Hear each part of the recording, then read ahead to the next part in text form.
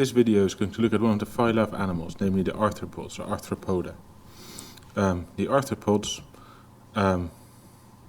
share a number of different characteristics. These include a body that's divided into various segments.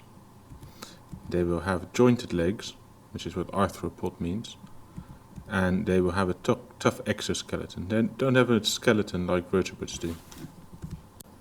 There are four classes of arthropod. We have the insects, including flies, butterflies, beetles, ants, etc.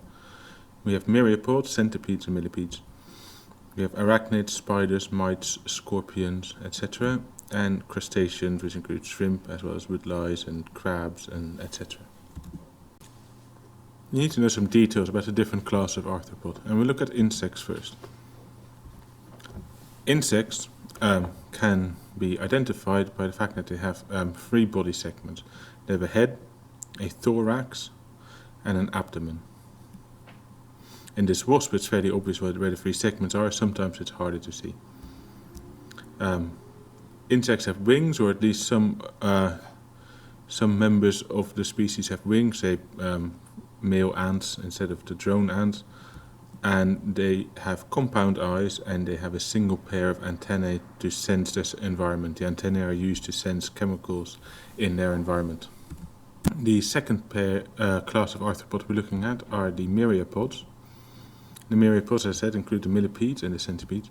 They consist of many segments. So they have a head segment and a tail segment, and then the intermediate abdominal segments are all virtually identical. Each segment has legs. The central segment has legs, so one leg per segment makes it a centipede, two makes it a millipede. They have simple eyes rather than compound eyes, and they have a single pair of antennae. The next type are the crustaceans, and the crustaceans often contain two segments, a cephalothorax, so a head and thorax segment joined together, and an abdomen. Sometimes in a crab it can be hard to spot the difference between the segments.